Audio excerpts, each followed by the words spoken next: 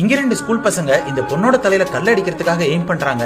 அப்பன்னு பார்த்து அந்த பொண்ணு கரெக்டா திரும்பி பாத்துறா. அந்த பொண்ணு திரும்பி பார்த்த அடுத்த செகண்டே இந்த பையனோட கையை கண்ட்ரோல் பண்ண முடியாம அவனுக்கு அவனே அடிச்சுக்கிறான். இந்த பொண்ணுக்கு எப்படி இப்படி ஒரு பவர் வந்திருக்குன்னா, கொஞ்ச நாளுக்கு முன்னாடி இவங்க வீட்டுல இருக்கிற ஓஜா போர்டை வச்சு இவளோட இறந்து போன அப்பா கிட்ட பேசுறதுக்காக ட்ரை பண்றா. அப்பா அந்த பட்டன் அதுவாவே மூவ் ஆகி இந்த பொண்ணுக்கு ஆன்சர் பண்ணுது. சோ அப்பா தான் திரும்பி வந்துட்டாங்கன்னு நினைச்சு இந்த பொண்ணு ஹாப்பியா இருக்கா. அடுத்த நாளே இவங்க வீட்டை விட்டு காலி பண்ண சொல்லி கோர்ட்டோட நோட்டீஸும் வருது. அதை நினைச்சு எல்லாருமே வருத்தமா உட்கார்ந்துருக்காங்க. அப்பன்னு பார்த்து இந்த சின்ன பொண்ணு கட்டுக்கட்டா பணத்தை கொண்டு வந்து கொடுக்குறா. இவங்க அம்மா ஏதுன்னு கேட்கும் போதுதான் சொல்றா, அப்பா சொல்லிதான் பேஸ்மெண்ட்ல இருந்து எடுத்துட்டு வந்தேன்னு சொல்றா. அதுக்கப்புறம் தான் தெரியுது அந்த சின்ன பொண்ணு கூட பேசினது அவங்க அப்பாவே இல்ல, வேற ஒரு கெட்ட சக்தி. அது இந்த வீட்டை விட்டு இவங்களை காலி பண்ணாம இருக்கிறதுக்காக தான் அந்த பணத்தை கொடுத்து இவங்களை ட்ராப் பண்ணி வச்சிருக்கோம். ஆக்சுவலா இந்த வீடு ரொம்ப வருஷத்துக்கு முன்னாடி ஒரு சுடுகாட்டுக்கு மேலதான் கட்டியிருப்பாங்க.